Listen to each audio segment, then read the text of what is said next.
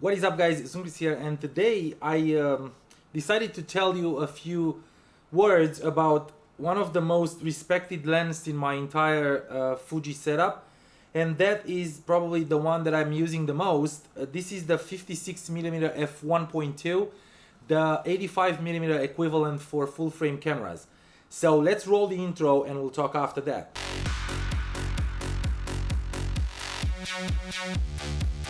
Alright guys, so you probably realized already I don't like numbers, I don't like technical stuff, but I'm pretty sure that some of you might be interested in all those technicalities. So I decided to tell you from my iPad what are the the technical specs for this lens. So let's get into it. First, it's a Fujifilm X mount lens. You will be able to use this lens on any of the interchangeable cameras that you have from Fuji.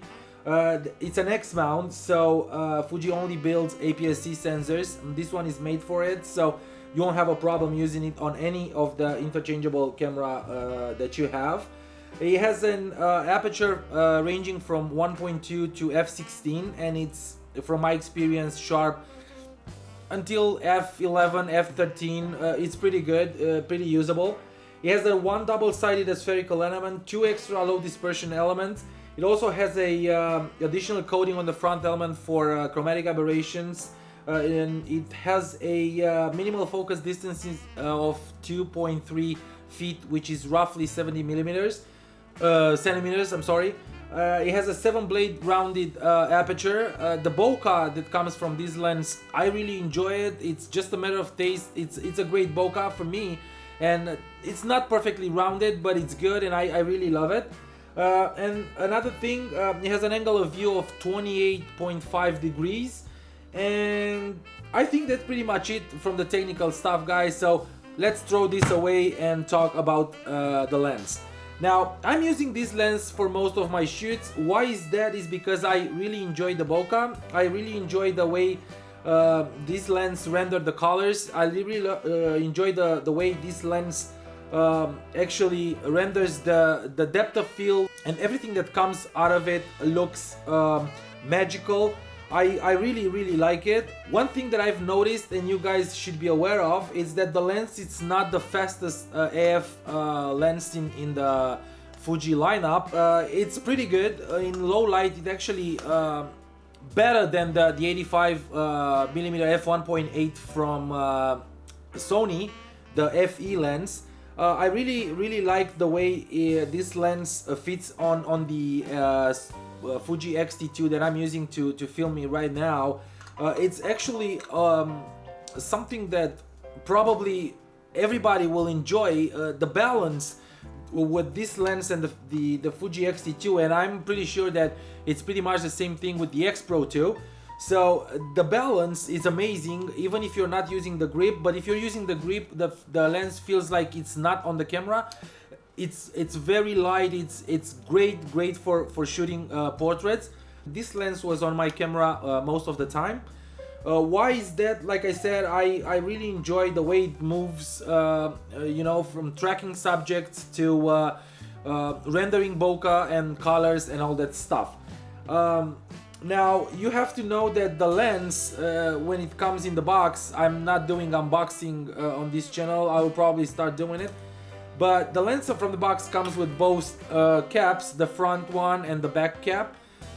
It's not a weather sealed lens. I use it in a light rain, never had a problem. But if you're in a heavy rain, you should be careful. Maybe put a housing or a case for it or something like that. The aperture ring on this lens, it's very smooth. It's actually a clicked one, but it's smooth. It's not tight at all. It doesn't put any pressure on the barrel.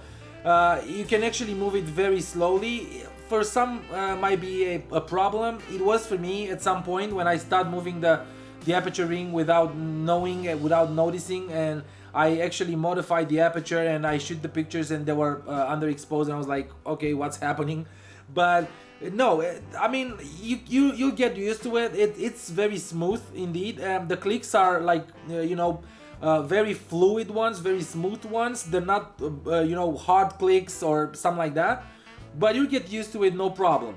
Manual focusing this lens, it's not that bad. It's actually pretty good. It's a focus by wire. I'm not using manual focus on these lenses because I'm not very precise in focusing with the focus by wire, but I'm telling you, if you want to manual focus this and, you know, just adjust micro adjustments of the focus or something like that, I don't know if you'll need that on the Fuji cameras, because the autofocus is very good.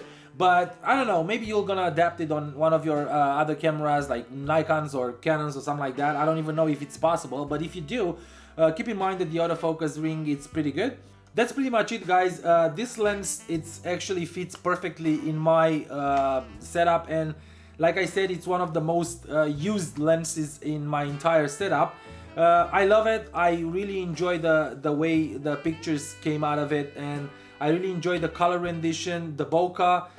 The lens is fast enough for me. I don't know, like I said, it's a matter of taste. But in low light, the lens actually performs pretty good. Like I said, better than other 85 lenses that I've used.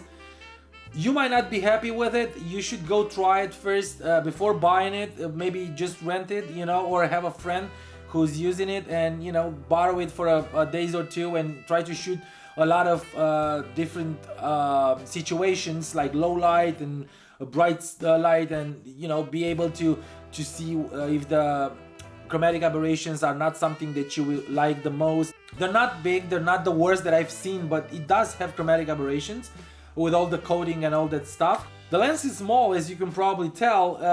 I don't know if you can tell this. This is how big it is, and it's very very light. It's made out of metal, but it's light, and this is a great thing for mirrorless cameras, to have amazing very fast lenses, but not that heavy and not that big. I like it. I will definitely recommend it to all the people who are shooting weddings and portraits, even landscapes. I don't know if it's that good for street photography, because it's a little bit longer than normal street photography lens. But if you're trying to do like portrait, urban portraits or street photography portraits or stuff like that, this is the lens for you. It performs good in low light. It is a fast autofocus lens in good light. Like I said, I love this lens and it fits perfectly in my setup. It's the most used ones. I hope you enjoyed this video. I hope that you guys took something out of it, and this review helped you to decide if you want to buy this lens or another lens like the 90mm from Fuji, which is actually a macro lens that can be used as a portrait as well. But I believe that this one is totally different. It's a special lens that you will be very happy with if you're shooting mostly portraits and people and stuff like that. Thank you so much for watching this, guys. Thank you so much for being here. Another video, it ends here, and I will ask you again to comment and share and like and subscribe these videos. Be here with me all the time. Comment and let me know if all this thing goes on the right path.